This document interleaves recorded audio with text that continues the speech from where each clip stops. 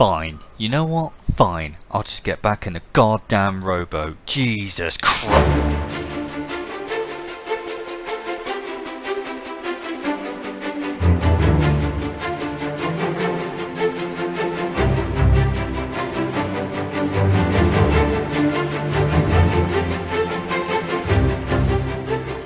Yes, it's that time again, and it's time to potato around with Hatters in a boat, but this time I will be joined here for my new series with Ictogon and Tyrendian.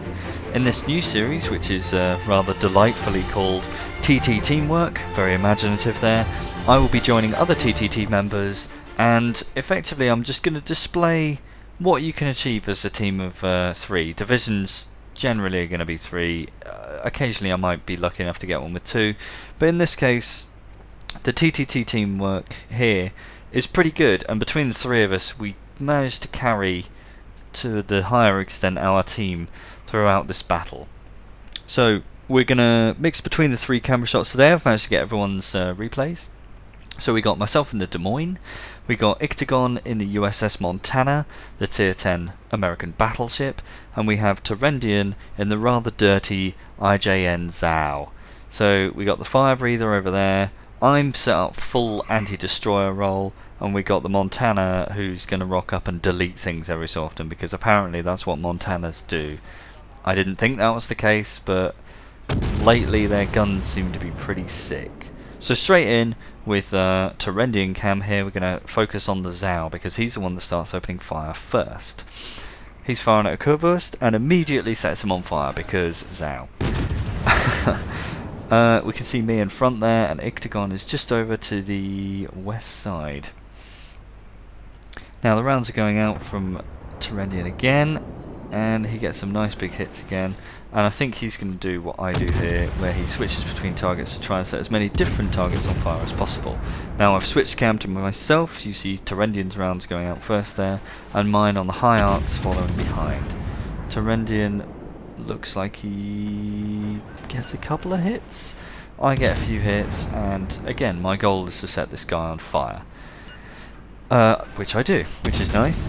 So straight away it's important to see that the enemy are capturing all 3 caps at once. They are capping A and B without contestation, and they're taking C with some of our boats in there. So at the moment it's the enemy's game. Oh, they certainly have the initiative anyway.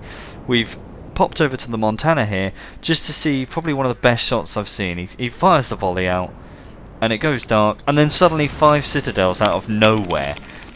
He hit that Iowa perfect broadside on, and Tyrendian made a perfect comment here. This is the only time I have ever seen anyone use the tier 3 skill that gives you extra health on a battleship where it's actually useful, because he has like 200 health left.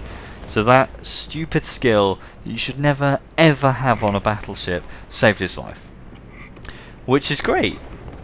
But just never carry that skill on a battleship, you don't need it.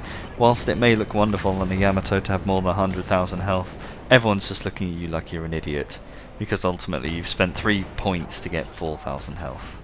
Well done. In fact, I think it's even less than that now, but I'm really up to breast on these changes, huh? So with Ictogon and his Montana here, you can see the Montana has 12 guns, and they're all the heavyweight 16-inch by 50 caliber guns, heavyweight shells, so they're very, very dangerous, and because of the way the guns fire, they sort of plunge in at the last minute at long range, so they do a lot of damage. He's already on 81,900 damage, and he's only fired 1 volley, which is hilarious. You can see us 2 in front there.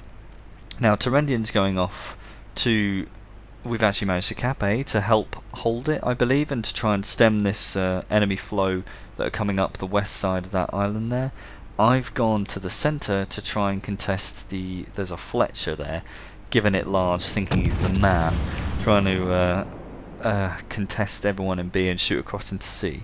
Now Tyrendian there manages to get a couple of good hits on a Noodloi, which is quite good at the range he fired, although the Zhao's guns are pretty railgunny, they do fire straight. He fires a couple more shots, and he's lining up to see where these battleships are going. Now with that many battleships coming on this flank, it's quite dangerous. If they actually manage to get round, they might have this entire side of the team broadside on, which is dodgy. So he's going to try and stem that. You can see he's done a fair bit of damage, but the team are doing pretty badly. They have 2 caps and we only have 1, and they've already killed 3 of our ships. So our team's really not pulling its weight. Tyrendian there trying to fire at the Corvus and set them on fire, and now we go to Hadders potatoing around. I'm going to pop my radar, and the guy pops up for a split second, and then I turn away because I'm getting shot at, and he disappears because he's right at the extent of my range. I thought because I was spotted that he would hopefully be in my range, but I screwed it up as per usual, and he wasn't really quite in my range, so I popped radar there and didn't really achieve anything. Back to Tyrendian, and he's still trying to stem the flow of these battleships on our flank. You can see an enemy Zal there trying to move in. Now he's an important target to take out, because as much as the battleships can delete things, a Zal left unattended like that can just shoot away and try and set everything on fire, the same way Tyrendian's been doing on our team. So you can see a hell of a lot of fire going in on the Zal, because everyone hates Zals, which is great, except me, because I've got one. And Tyrendian, because he's got one. Well, anyone that's got one loves their Zal, but when you're fighting against one, they're a pain in the arse. So you can see with the volleys of fire and the weight of fire that have been coming in on these guys, a lot of them have actually turned around, or indeed in the case of the Yamato, stopped. So instead of coming around the corner and actually posing a threat, they've all stopped. Now the Zal's taken a pretty major hit there. Here's Ictogon shells out again with the Montana. He hasn't done any more damage since his last salvo, and bang! Another Citadel on a Grosser Kurvus, which is very unusual, and another, we're up to 114,600 damage now. So effectively with 2 volleys, he's done 2 tier 8 battleships dead, which is why Montana rocks. Back to Hadders cam. I'm shooting away at this Iowa, which I believe is actually the one that Ictogon nearly deleted at the beginning, and I'm going to try and get rid of this guy. And amazingly, I managed to land the last shots and get the kill still on that bad boy. I did actually do a bit of damage to him, but ultimately it wasn't me that deleted him, it would have been Icto. But unfortunately for him, that wonderful skill stopped that from happening. Now we decide, with the enemy having capped all 3 again now, the enemy have lost 2 ships, we've lost 4. We need to get in there and actually do something about this and try and change the situation, the TTT boys. I go in with this broadside Mikhail Kutsov here, and he is making big mistakes coming out broadside, reversing in front of a Des Moines. So I give him an 8,700 salvo on the first one, and I continue to pour rounds into him. There's the Citadel. I'm watching out for the torpedoes. Surprisingly here I don't pop my hydroacoustic radar. I probably should have popped it here for the rest of the teams. We're going into A, but I do pop it in a minute, so I'm not total potato. I'm just being a bit slow. The Kutsov got out of the way. I know I can't hit him there, so I'm going to start pounding away at the Corvus instead. I fire my last AP salvo from the front guns there, and then I reload HE because he's got that little health. We can probably burn him down there. I believe he's probably used his repair as well. I see the torpedoes and I finally, it clicks. Oh yeah, hydroacoustic search. I've got that because I'm anti-DD. That's probably a good thing to pop right now. The other 2 I believe don't have it. Zal being a really terrible anti-aircraft thing, they take everything they can. Montana obviously can't carry hydro. So blasting away at the Kurvust, and we're going to try and get rid of him as quickly as we can. We don't want to let him get away. So you can see me and Tyrendian are firing at him here, and I believe Icto might be firing at him as well with his 2 front guns. So the 3 of us have poured into the cap. We're now 6 ships down and they've only lost 3, so it's 6 against 9 right now. Although this Kurvus isn't looking too hot. Now the torpedoes I spotted there are now in front of Icto, so he's had a bit of warning. He's banging forward in his Montana there. He actually gets the kill, I say stolen from him, but it just Yamato lands his rounds first. So we can see nice aggressive battleship play here. Icto's pressing forward with the Montana with Tyrendian on his flank, and I am just in behind them. I'm still firing at the Kurvus at this point in time. You can see my rounds there going into interstellar space before they start hitting him. Now these two want to get rid of this Yamato, so we got Icto, he's throwing a bit of broadside there, but he's going to get some big rounds away against that Yamato's broadside, and he does actually Citadel him for a fair bit of damage. Change to Tyrendian Cam, who is doing one of my favourite tricks, which is to get all beef up in someone's grill and put torpedoes in his face, because you ain't dodging those. 71 knots I believe, or certainly over 70 knots these torpedoes. They only go AK, but you're going to hit them. So there you go, slam, slam, and again. So he's now killed the Yamato, and now he can focus on this destroyer, try and get rid of him as well. A lot of fire coming in. So this flank we've now, if you look at the mini-map, pretty much secured. It's going pretty good. Hadders gets the kill steal on the Oodaloi there. I managed to land a couple of dodgy rounds. And so I believe I've kill stolen 2 or 3 people by now, so I'm actually doing pretty good on paper. You can see Ictogon in the Montana here though, look at that, he's on 189,000 damage already, which is pretty epic, where considering he's only really fired 4 or 5 effective salvos. I mean, he's been firing in between, but the big salvos that you've seen me show are the only really ones that matter. Unfortunately for him there, he doesn't really do much with that salvo, but he's now coming around the corner to the south of A, and he's going to try and shoot into B. Now amazingly, while we're contesting A, we still haven't capped the damn thing, even though pretty much the entire fleet that's still alive just sailed through it. We're losing 315 points to 680, so the enemy team really do have the advantage here. But oh look, a Des Moines. What does Des Moines have? No armour. So here Ictogon fires at him, 12 rounds, had absolutely no chance. Gets obliterated. So there goes their Des Moines, and now we are up 6 ships to 4. We still have, we now have 1 cap, so it's still not looking amazing, but at least now we're really evening the odds.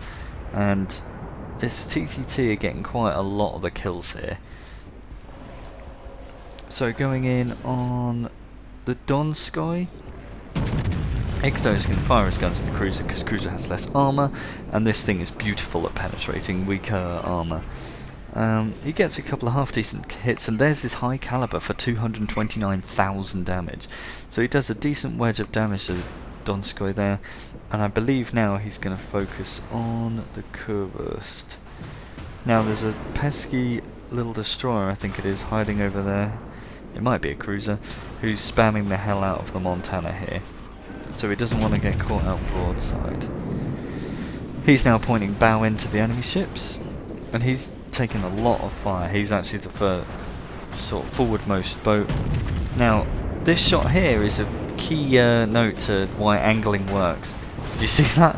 He damaged a gun and did about 1,000 damage with all those rounds. Now he had 2 penetrations, I'm going to put inverted commas, but they were in fact the sort of fake penetrations that just hit a superficial structure such as an anti-aircraft turret and knock that out. So it penetrates that, but it doesn't actually kill him. Now I changed to arm piercing, quick time, because I've got the reload buff thing going on with Steven Seagull. There's the Donskoy. There was the Donskoy. That is how powerful Des Moines armor piercing is when you know how to use it.